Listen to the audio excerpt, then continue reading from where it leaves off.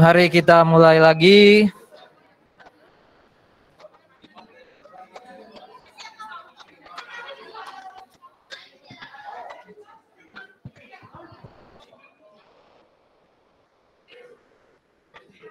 Nah, saudara-saudara, kasus terakhir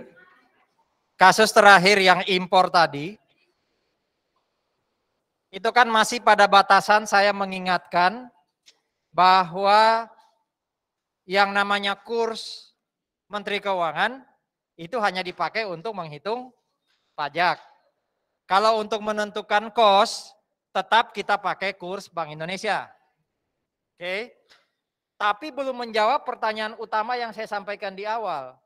Apakah kalau di akuntansi itu ada gain atau ada loss, pajak ngakuin atau enggak? Coba lihat yang kasus accounts payable. Itu mungkin kasus kedua atau ketiga ya di contoh kita. Berapa gain or loss-nya untuk kasus accounts payable? Saya buka aja sekalian ya.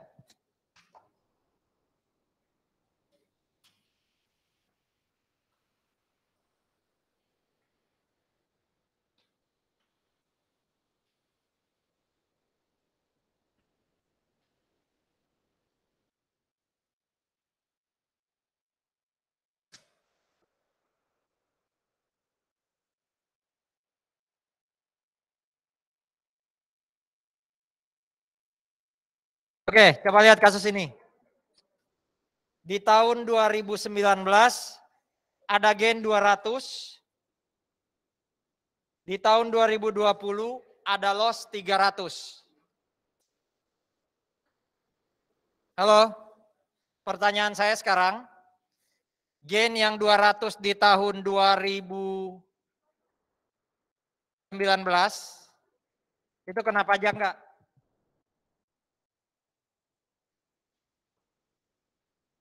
Pertanyaan berikutnya, loss 300 di tahun 2020 deductible expense enggak? Tadi yang soal paling terakhir itu saya cuma mau menjelaskan apa fungsinya KMK dibandingkan dengan kurs BI. Harusnya sudah clear, tapi kalau masih ada pertanyaan silakan. Nah sekarang yang berikutnya adalah apakah kalau di akuntansi ada gain or loss itu ngaruh ke penghitungan PPh? Pengaruh, oke. Kalau gain, kena PPh yang mana? Langsung masuk SPT tahunan, berarti PPh akhir tahun. Oke, berarti kalau orang pribadi tergantung dia di layer berapa gitu ya. Kalau badan berarti pakai yang proporsional kan, 22%. Yang lain? Jawabannya siapa? Lawrence seperti itu. Berarti nggak ada withholding ya? Nggak ada PPh 21, 22, 23, 24, nggak ada ya menurut Lawrence. Hanya langsung akhir tahun. Yang lain? Paham jawabannya Lawrence ya? Berarti si siapa nih si ABC ini? Ya udah ada gain di income statement tahun 2019 langsung masuk sebagai bagian dari PKP penghasilan kena pajak, tidak dikoreksi, berarti kena pajak akhir tahun. Itu jawabannya Lawrence. Yang lain? Kalau loss, yang ini, berarti deductible expense. Intinya pokoknya tidak ada koreksi fiskal dong ya, jawabannya Lawrence. Yang lain? Sepakat dengan Lawrence, kalau enggak gimana? Tapi paham ya jawabannya Lawrence ya? Oke, saudara-saudara tolong diingat-ingat, sebelum UU PPh 2008, UU PPh 36 tahun 2008, ada dua pendekatan untuk menentukan selisih kurs di pajak. Yang pertama adalah seperti kata Lawrence.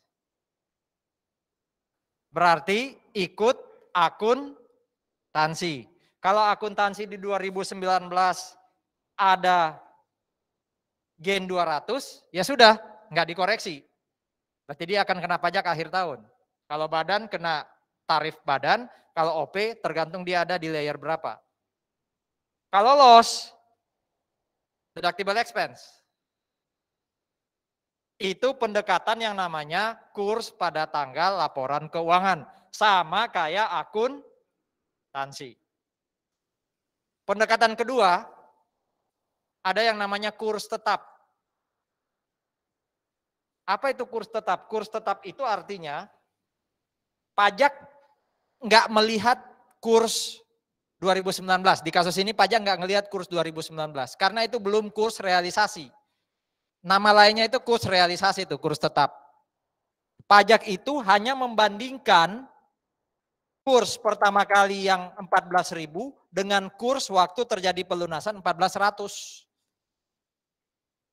Berarti di 2019 nggak ada gain or loss di pajak. Baru muncul gain or loss-nya di 2020. Gain or loss di 2020 kalau pakai konsep tadi. Utangnya 14.000 dilunasi pada 14.100, berarti gloss berapa? Loss 100. Berarti pajak 2019 no gain or loss, di 2020 loss 100. Beda dengan akuntansi ya. Tapi bedanya itu adalah beda waktu. Coba kita buktikan. Akuntansi kan pasti kayak gini. Pajak tadi ya, bisa pakai ikut akuntansi berarti nggak ada koreksi fiskal, bisa pakai kurs realisasi atau kurs tetap. Di 2019 tidak ada gain or loss, berarti koreksi apa di 2019 untuk accounts payable? Positif atau negatif? Positif atau negatif? Pajak 2019 nggak ngakuin apa-apa, padahal akuntansi ngakuin gain. Berarti dicoret, koreksi negatif 200. Betul ya? Di 2020 pajak ngakuin loss 100. Padahal di sini ada loss 300. Sorry. Iya, loss 300 akuntansi ya, pajak loss 100. Berarti koreksi positif atau negatif? Positif berapa? 200 kan? Tadi koreksi negatif 200, ini koreksi positif 200 kan jadinya 0. Hanya beda waktu. Jadi mau ikut akuntansi, tidak ada koreksi fiskal. Kalau punya metode sendiri namanya realisasi atau tetap, ada koreksi fiskal tapi itu hanya beda waktu. Itu yang ada di pajak, tapi sebelum Undang-Undang 36 tahun 2008. Pertanyaannya sekarang sejak Undang-Undang 36. Jadi mungkin saya kurang riset lebih dalam, tapi coba deh bantu riset. Tidak ada aturan yang spesifik ya soal menentukan selisih kurs. Ya, hanya ada di undang-undang. Nah, sejak 36 tahun 2008 berubah. Kira-kira gimana perlakuan setelah 36 2008? Tetap 2, ya berubah ya pasti bukan tetap 2. Ikut akuntansi, ikut realisasi tetap, atau mungkin ada metode baru kalau mau di apa? Kalau mau di tebak-tebak gitu.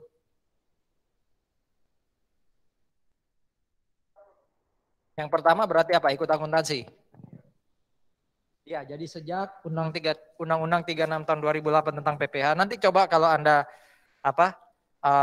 punya waktu coba di riset ya. Coba cari aturan khusus soal penentuan selisih kurs di pajak. Sejauh yang saya dapat tidak ada aturan khusus, semuanya di undang-undang. Jadi selisih kurs berdasarkan UU 36 tahun 2008 ikut akuntansi. Berarti kesimpulannya apa? Tidak ada koreksi fiskal untuk selisih kurs sejak tahun 2008. Ya. Berarti nggak ada gunanya dong belajar hari ini. Tetap ada penentuan pajak tadi kan pakai kurs Menteri Keuangan itu kan juga salah satu tujuan kita belajar hari ini. Nah sekarang tensinya agak turun karena lebih banyak teori atau konsep terkait dengan bagaimana buat pembukuannya. Tadi kan banyak angka-angka, penghitungan gitu. Ini sekarang lebih banyak tentang teori. Oke. Tujuan dari aturan tentang pembukuan dengan bahasa dan mata uang asing ini adalah supaya iklim investasi naik. Kenapa bisa seperti itu nanti kita lihat. Kenapa enggak pakai bahasa Indonesia aja? Jadi dan rupiah aja. Jadi kalau transaksi apapun untuk pajak dirupiahkan aja. Kenapa sih diperbolehkan pakai bahasa asing dan mata uang asing? Pertama, supaya investasi lebih tinggi. Ya logika paling gampang adalah kalau saya investasi orang luar ya ke Indonesia harus ditranslate pakai bahasa Indonesia, harus pakai rupiah, ya itu kan cost.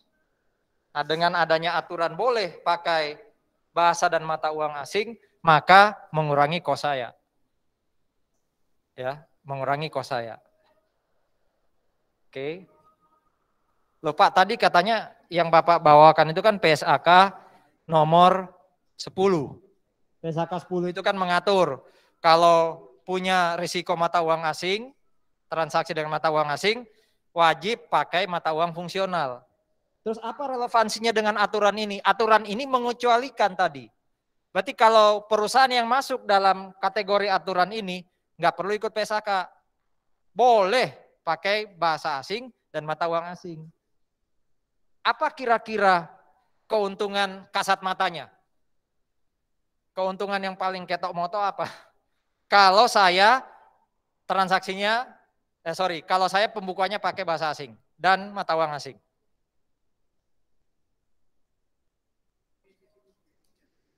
Apa? Itu malah keuntungan ya. Jadi menurut Lawrence justru untung karena bisa ngakuin keuntungan atau kerugian selisih kurs. Jawabannya justru sebaliknya. Utamanya kalau saya bertransaksi pakai mata uang yang diatur di sini yaitu US dollar ya. Kalau saya boleh nyajikannya pakai US dollar, akankah ada keuntungan atau kerugian selisih kurs? Enggak ada. Makanya SPT 1771 dolar itu disajikannya pakai US dollar. Berarti kalau saya transaksi 1000 kayak tadi beli inventory 1000, saya tulisnya 1000 di SPT. Nggak bakal ada gain or loss. Gitu loh. Jadi iklim investasinya naik karena beban administrasi tadi untuk ngitung selisih kurs jadi hilang. Gitu ya. Jadi itu loh Lawrence justru memproteksi supaya nggak perlu lagi ngitung selisih kurs. Itu makan waktu, makan tenaga. Paham ya maksudnya ya? Jadi kalau saya beli tadi inventory 1000 US dollar, saya lapor ya 1000 aja. Karena saya nggak perlu lagi translasi ke rupiah. Justru ini tujuan ada aturan tadi. Ya. Jadi kalau saya punya kegiatan usaha luar negeri, gampang saya konsolidasi. Karena kalau sampai saya pakai mata uang rupiah, ya, padahal itu transaksi internal, kan di mana? Di AKL kan harus di apa? Dieliminasi. Beban lagi secara akuntansi. Nah ini mendukung supaya laporan keuangan konsolidasi bisa disusun dengan baik. Ya.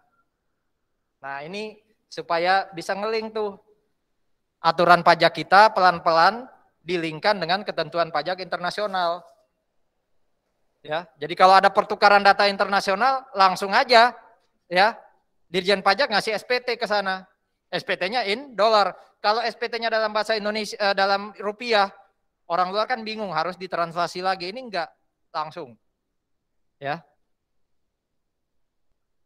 Nah, nanti tolong di-download, dicari dasar hukumnya, tapi secara prinsip harusnya enggak perlu. Sudah saya pindahin ke slide ini. Ya. Cuma kalau pengen belajar lebih lagi, cari dasar hukum ini. Ini dasar hukum utamanya. Yang belakang-belakang ini hanya menambah. Tadi sudah saya record ya. Ini hanya menambah. Ya, jadi aslinya itu yang 2007, kemudian dirubah oleh 3 aturan ini. Jadi yang 2007 nggak dihapus, yang bawah-bawah juga nggak dihapus, ini hanya nambah-nambah. Nah semua sudah saya capture dalam slide ini. Ya, utamanya hal-hal yang prinsip atau penting. Kalau itu sifatnya teknis dan membingungkan gitu ya, itu tidak saya capture. Kalau Anda pengen tahu lebih banyak ya baca aturannya. Ini ketentuan umumnya saudara-saudara. Jadi secara prinsip seperti yang Anda ketahui sejak hukum pajak, untuk perusahaan yang boleh, nanti ada perusahaannya yang boleh ya, itu dia boleh milih mau pakai bahasa Indonesia atau pakai ini laporan keuangannya pakai bahasa Inggris. Mata uang asingnya US dollar. Jadi sebenarnya kalau tadi saya katakan mendorong iklim investasi, itu hanya banyak atau mendorong supaya fluktuasi kurs itu tidak terlalu beresiko, itu mungkin hanya berlaku kalau perusahaannya pakai US dollar. Karena kalau perusahaan penanaman modal asing dari Jepang, Tiongkok masuk Indonesia, mau nggak mau dia kan harus convert ya. Entah dia pakai US dollar atau dia pakai rupiah. Tapi kalau aslinya sudah US dollar, tujuan tadi tercapai harusnya. Oke. Jadi perusahaan-perusahaan yang masuk dalam kategori aturan ini bisa menggunakan bahasa Inggris atau US dollar. Minimal 5 tahun. Ya, minimal 5 tahun. Lebih bagus. Ya, tapi jangan lebih pendek. Nah, ini syarat dan ketentuannya. Harus izin dulu ke Menteri Keuangan. Ya, izin dulu ke Menteri Keuangan. Berarti kalau nggak dapat izin atau belum dapat izin, apa kesimpulan kita? Anda penanaman modal asing dari anggap aja Timur Tengah, pengen investasi di Indonesia, belum dapat izin. Berarti logikanya apa? Anda pengen banget investasi di Indonesia, dirikan BUT gitu. Anda kan jadi wajib pajak badan. Belum dapat izin tapi untuk pembukuan dalam bahasa asing dan pakai US dollar, berarti mau nggak mau harus pakai rupiah. Pembukuan bahasa Indonesia itu maksudnya. Ya. Kalau di bawah itu ada kata-kata kecuali. Bagi dua ini, itu maksudnya apa? Berarti kan aturan yang atas nggak berlaku buat yang di bawah ini. Berarti apa? Dari awal, kalau dia mau pakai bahasa asing nggak perlu dapat izin. Itu loh maksud aturannya. Kontrak karya itu nama sekarangnya izin usaha pertambangan. Itu bisa swasta nasional, bisa asing, sorry ya. Saya tadi tanyakan ke Ibu WR1, itu aturan 2 jam kalau hybrid masih berlaku nggak? Rupanya disesuaikan kembali ke SKS. Ya, jadi kalau SKS-nya 3 ya selesai, paling nggak 2,5 jam. Ya, jadi bersabar ya, sedikit lagi. Nggak sampai 7:30.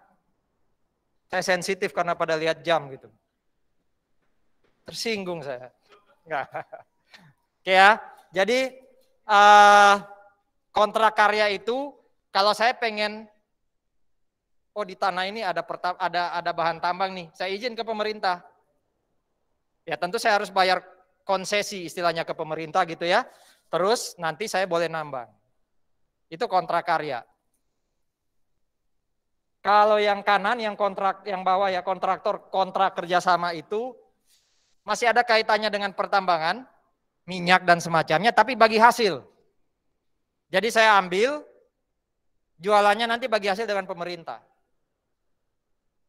Kalau ini dari asing, sudah langsung boleh pakai bahasa asing, bahasa apa tadi? Bahasa Inggris, mata uangnya US dollar. Tapi kalau mau pakai bahasa Indonesia, boleh. Ya, boleh.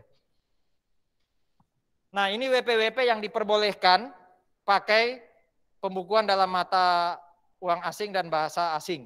1, penanaman modal asing, PMA. Jadi asing foreign direct investment ke Indonesia itu boleh. Ya. Yang berikutnya ini kontrak karya mineral dan batu bara. Kontraktor kerjasama untuk pertambangan minyak dan gas bumi. Terus siapa lagi? Ini maksudnya apa? Ini perusahaan dalam negeri atau luar negeri? Ini perusahaan dalam negeri atau luar negeri? Kalau PMA kan dari luar negeri, dia investasi di Indonesia. Kalau ini?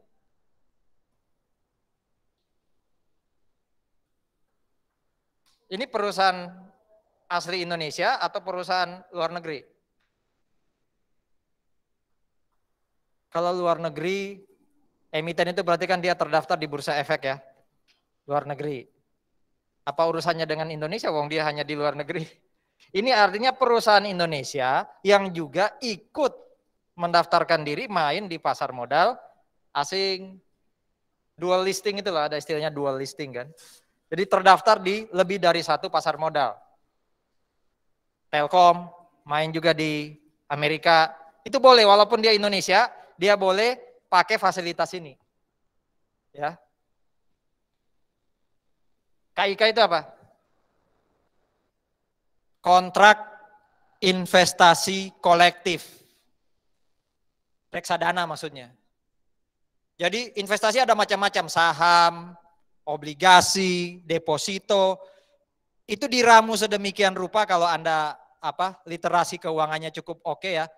Reksadana itu kan gabungan dari banyak investasi. Nah, itu KIK. Selama reksadananya dalam US dollar ya. Boleh pakai fasilitas aturan tadi. Bahasa asing, mata uang asing. Subsidiary berarti apa? Anak perusahaan. Ya, perusahaannya di luar negeri, anaknya di Indonesia. Bisa aja perusahaan Indonesia, kayak Indosat, pemiliknya kan luar. Itu boleh, ya. Pakai fasilitas ini. Nah, ini. Perusahaannya mungkin aja perusahaan Indonesia, tapi fungsionalnya US dollar. Ya, sehari-hari pakai US dollar, ya sudah, silakan boleh pakai ini.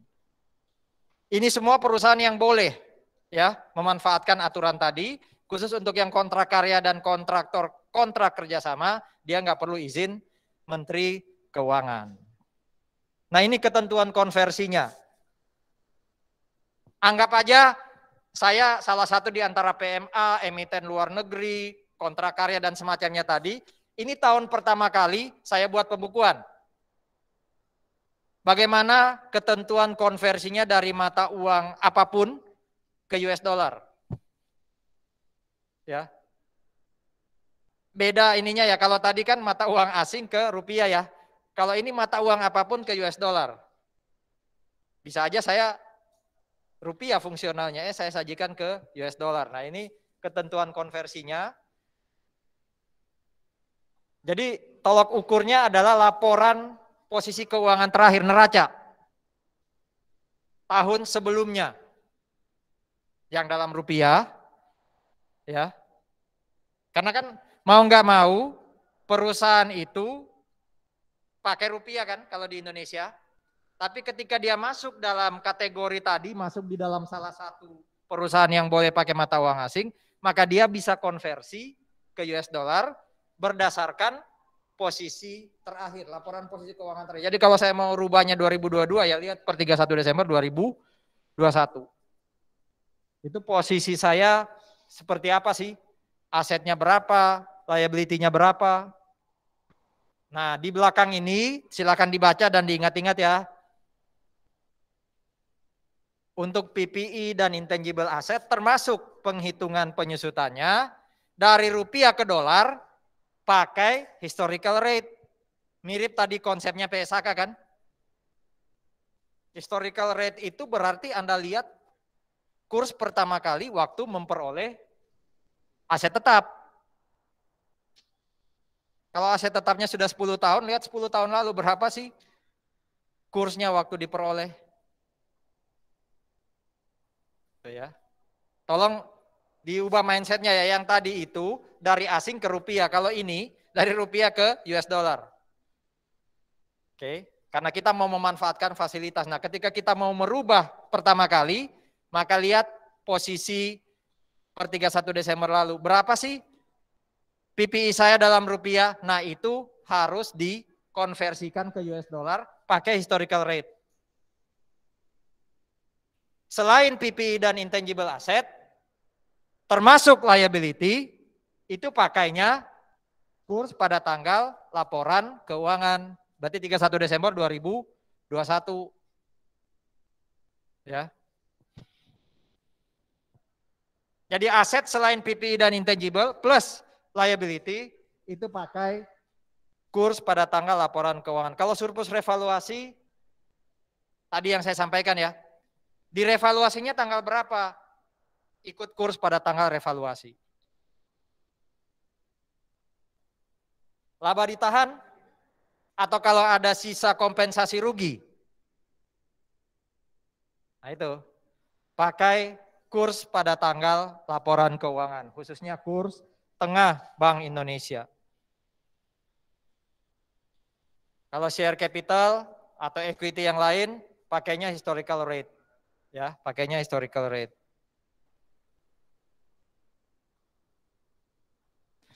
Kalau ada keuntungan, ini tahun pertama waktu saya mau berubah pakai pembukuan dalam mata uang asing.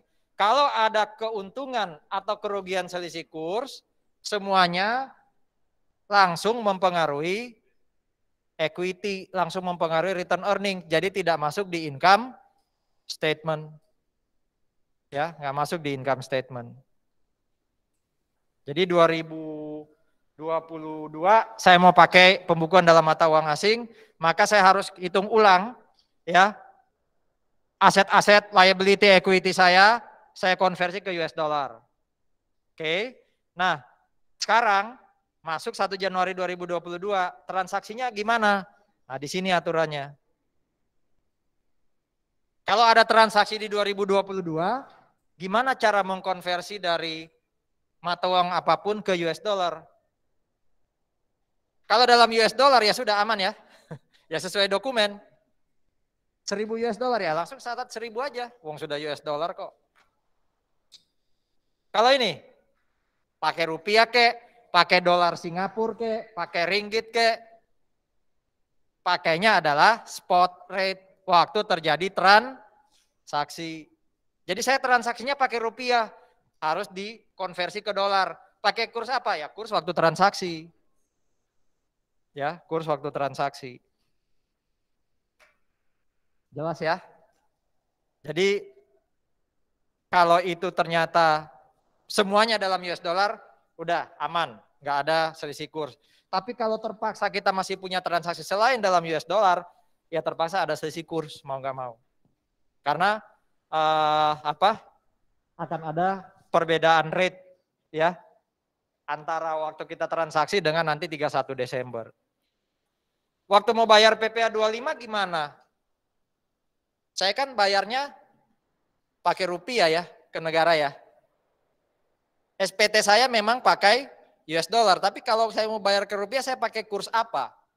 Nah, tadi contohnya saya baru mau pakai pembukuan dalam mata uang asing dan bahasa asing itu 2022. Berarti PPh 22 saya untuk 2022 gimana dong? Kita lihat. Pakai kurs BI. Jadi nggak pakai kurs Menteri Keuangan. Pakai kurs BI. Anggap aja PPh 25 saya dalam US dollar 1.000 US dollar. Nah itu dikonversi pakai kurs BI. Kurs BI kapan?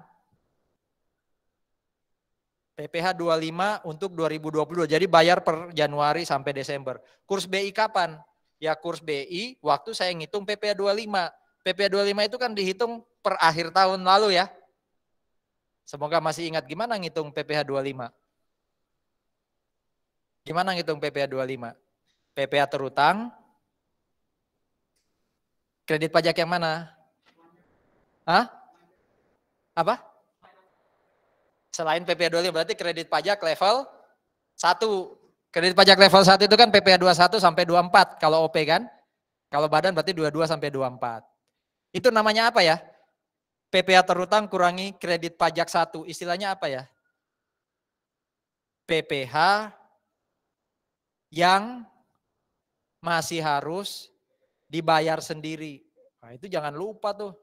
Itu rumus hitungan PPh. Kalau PPh yang masih harus dibayar sendiri kurangi kredit pajak 2 atau PPh 25 namanya apa? Bisa 29 kalau kurang bayar atau 28A kalau lebih bayar. Oke? Cenderung lancar sih kalau yang pajak-pajak gini. Ya, jadi ngitung PPh 25 itu kan PPh terutang kurangi kredit pajak 1 ya. Nanti dibagi 12, betul ya? Nah, 1.000 ya bagi 12. Berapa per bulannya? Pakai kurs tengah BI. Ya. Kurs tengah BI kapan? Ya per 31 Desember 2021. Ya, jadi tahun lalu. Atau ini kata-katanya atau, jadi bisa memilih. Sepanjang yang saya baca di aturan tadi, tidak ada ketentuan kapan pilih A, B, atau C ya, silakan memilih. Atau yang kedua, Kalau saya pernah sampaikan SPT tahunan 2020, saya pakai kurs saat itu, ya, kurs BI saat itu bisa juga. Ya. Pokoknya SPT sebelumnya yang pernah disampaikan, mungkin 2021 pernah sampaikan SPT, waktu itu kursnya berapa? Itu juga bisa dipakai. Atau bisa pakai yang ketiga. Mungkin saja saya pernah dapat SKP, surat ketetapan pajak. Nah, waktu itu kursnya berapa? Kurs itu bisa dipakai. Ya, kursnya bisa dipakai. Jadi memilih ya antara pakai kurs tengah BI waktu tahun lalu ya atau waktu SPT tahunan disampaikan atau waktu SKP masuk. Semuanya kurs tengah BI ya, bukan kurs Menteri Keuangan. Nah, bayarnya pakai rupiah. Tapi kata-katanya di situ apa? Dapat. Kalau kita mau bayar dolar silakan sih, cuma kan kita apa ya, sayang kalau mata uang asing kita berkurang gitu ya. Silakan pakai rupiah. Nah, ini bedanya. Ini bedanya. Ya. Kita pakai spot rate-nya KMK. Ya, kita pakai spot rate-nya adalah KMK. Ya. Jadi waktu mau kita bayar, kita lihat KMK-nya berapa waktu itu. Kalau ini penyampaian SPT, kita sama-sama tahu kalau perusahaannya bisa pakai mata uang asing dan bahasa asing, SPT-nya 1771 dolar. Ada lambang dolar kan? SPT-nya itu bahasa Indonesia atau bahasa Inggris ya? 1771 dolar itu bahasa Indonesia atau Inggris? Coba dilihat Lawrence. SPT 1771 dolar, coba kamu lihat. Itu Indonesia atau Inggris? Kita buktikan deh.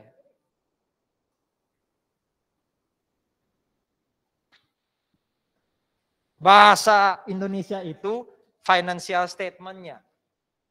Apakah SPT-nya ikut-ikutan yang 1771 dolar pakai bahasa Inggris?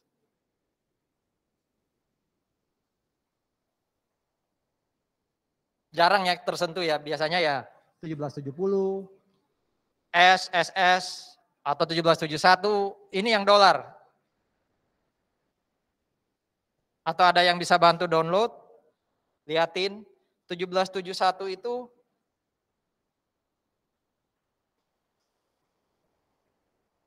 saya sambil download juga ya, coba Anda buktikan. 1771 dolar itu pakai bahasa apa?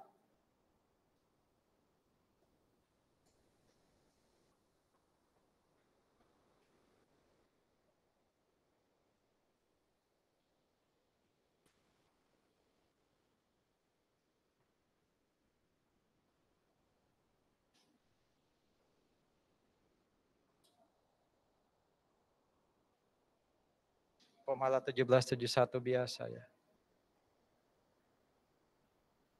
Dapat? Indonesia kan? Hati-hati ya. Bahasanya yang Inggris itu laporan keuangannya. Tapi SPT-nya tetap bahasa Indonesia. Ya.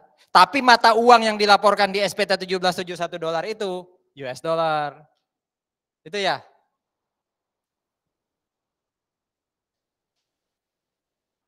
Nah, kalau ada bukti potong PPA 22, 23 dalam rupiah, mau didolarkan, itu pakai KMK. Ya, itu pakai KMK. Rasanya ini terakhir. Nah. Saudara-saudara, ini saya stop dulu.